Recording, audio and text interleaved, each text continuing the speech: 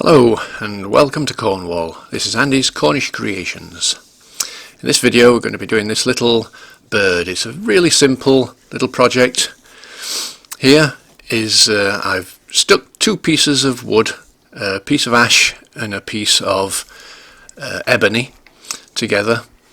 When stuck together it only measures about 9mm across. Quarter of an inch or so, and this is going to be for the eyes, so I'm not putting any plastic eyes on this one. Some of you will be pleased to know. And so I'm going to turn it round because I'm going to use it like a dowel. So I'm going to turn them round and then put holes in the head and fit this piece in to make the eyes. So I'm just turning it around now. I'll turn this side and then turn it around, put it in the chuck again and turn the rest of it so that I've got a complete dowel.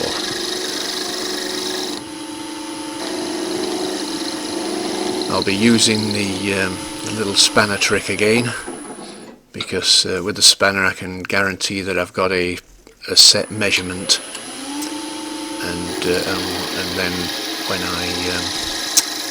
when I drill it, I can use the same size drill and I know that it's going to fit in nice and snug. So there's a little 9mm spanner, the right way around. I'm only taking the very slightest amount off. It's only a really small spanner, so you've got to be a little bit careful with this one. But that gives me, I know that's 9mm now. So I'll just turn it around in the chuck.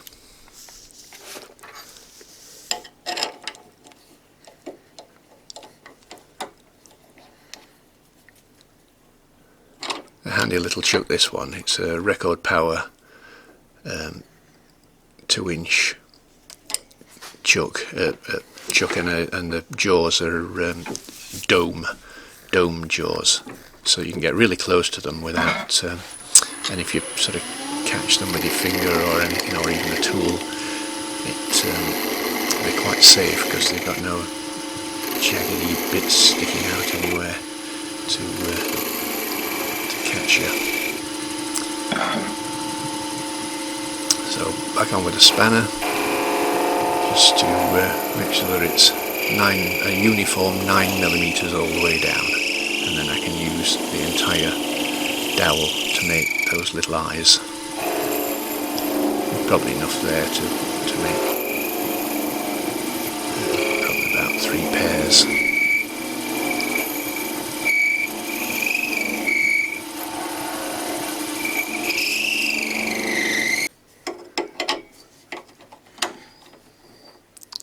Right, and that's it, and that's the effect that we want.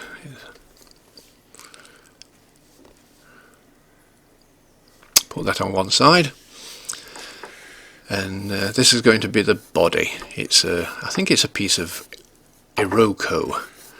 I'm not sure about it, but it's a hardwood, and it's something that I've got. I just off-cut that I'd got. So find the centre, put a punch in the middle, and at that side there's I think they call it a spur centre. So it's got a little point on it that's got a spring behind it, so you can locate it nicely into that little hole, and then you just tighten it up and it tightens up onto the teeth. So I'm just using a roughing gouge to turn it around.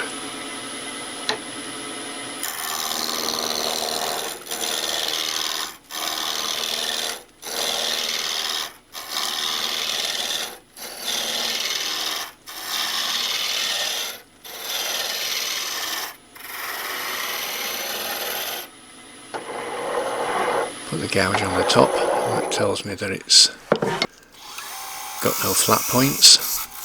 This is a little record power thin parting tool, just to give me a point to go to, which would be the bottom, the base of the body.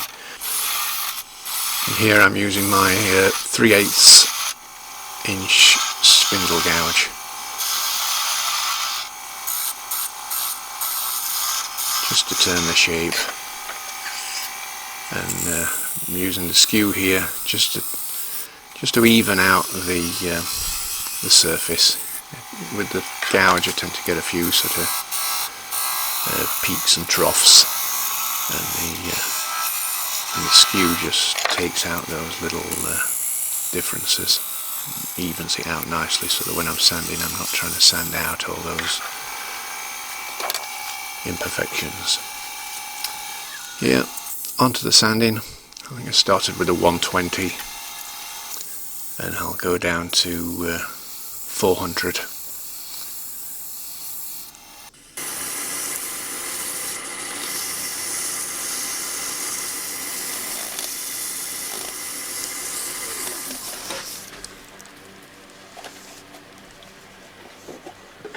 Now I'll apply some abrasive paste, and that'll in effect take the sanding down to something like about 2000 or something like that it is. And the paste, sort of, as you apply it, it wears and gets finer as it wears, and gives you a nice shine. And also there's a little bit of wax in there as well, which helps to feed the wood.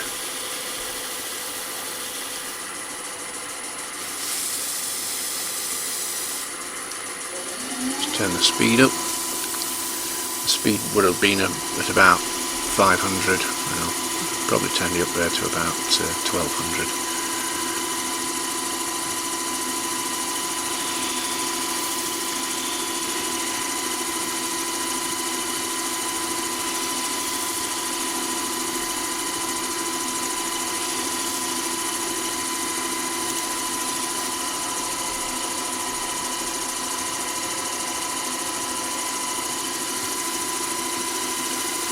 Clean off the excess paste.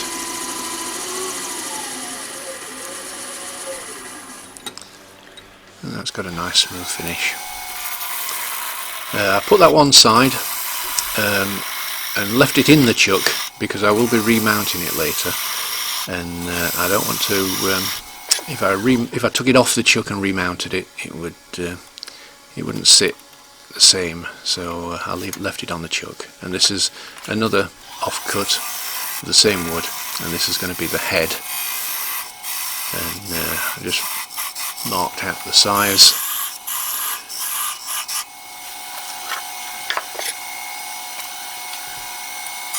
And again, my 3/8 spindle gouge. Those little lines will just give me an idea where the centre of the body of the head's going to be, and just give me an idea to try and get that as round as possible. I did finish up slightly oval in the end, but it's not a big problem.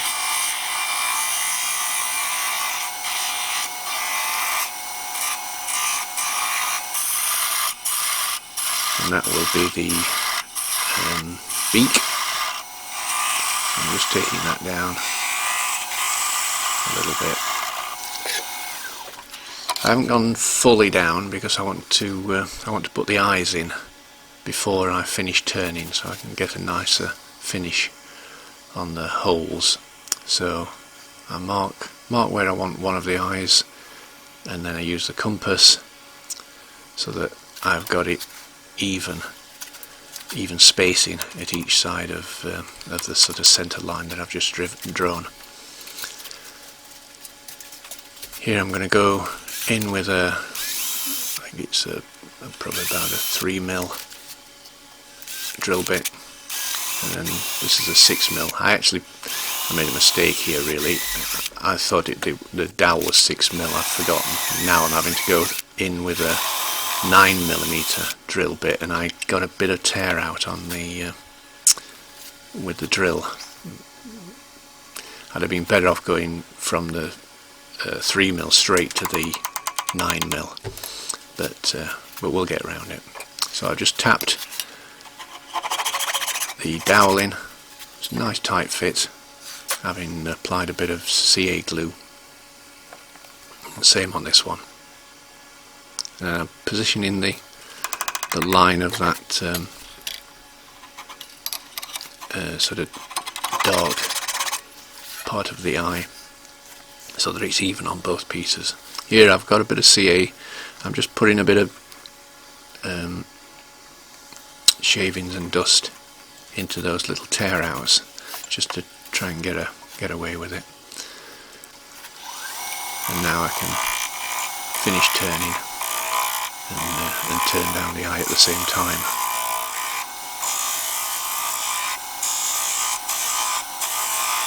And hopefully that CA repair will have sorted out the problem.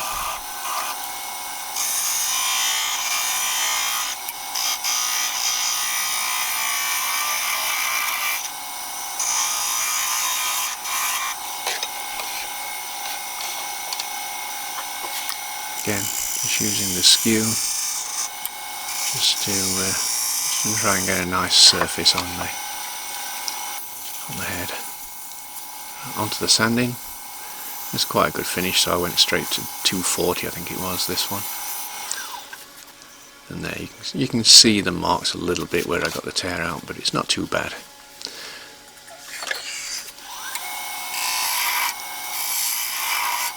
Back with the parting tool.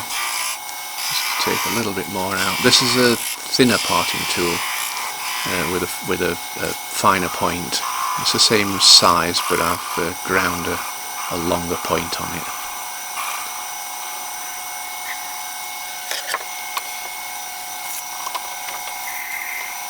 Sand the beak.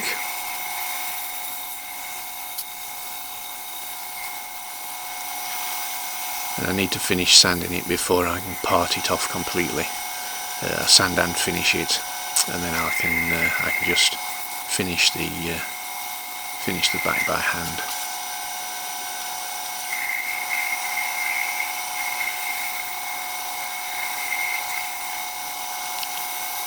So sanding down to what will be 400.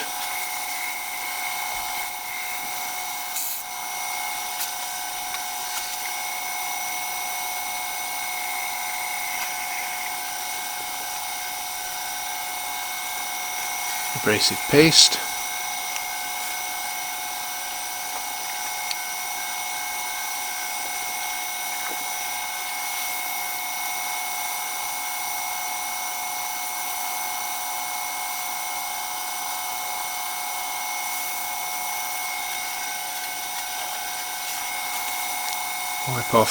Wipe off the excess,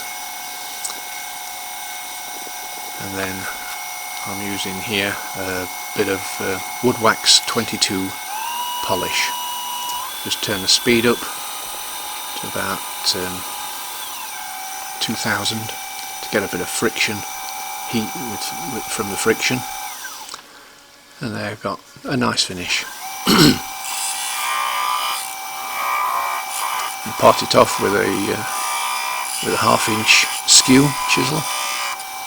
I like to use that because it it leaves a much finer finish on it, and leaves less work to do with the sanding and polishing. Here I've got the base back on, and I'm just putting a little hollow in the top, and this has got to match the head. As I say, the head has got slightly oval, so it doesn't sit in quite as nicely as I would have liked it, but having said that, it gives it a little, because it doesn't sit in fully, it sort of gives it a little wobble from side to side, which is not too bad. It's something I can live with.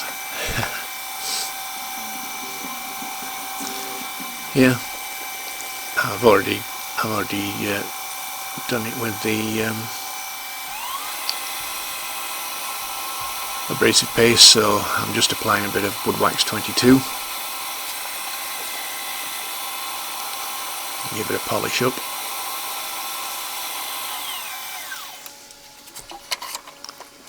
And here you can't quite see because it's just slightly out of camera shot, but I'm parting this one off with the slim parting tool.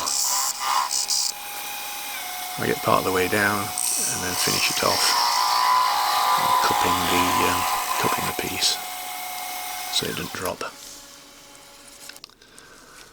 And here we go. That's the body and the head, and you can see it does sort of wobble a little bit from side to side. I wish I got a little bit more contrast on the eye, the sort of white of the eye, between that and the Iroko wood that I've used, but it's still quite nice, and it's a really simple project to do.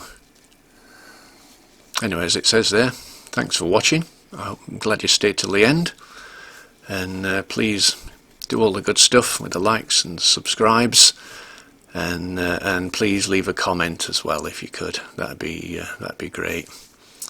I do like the comments.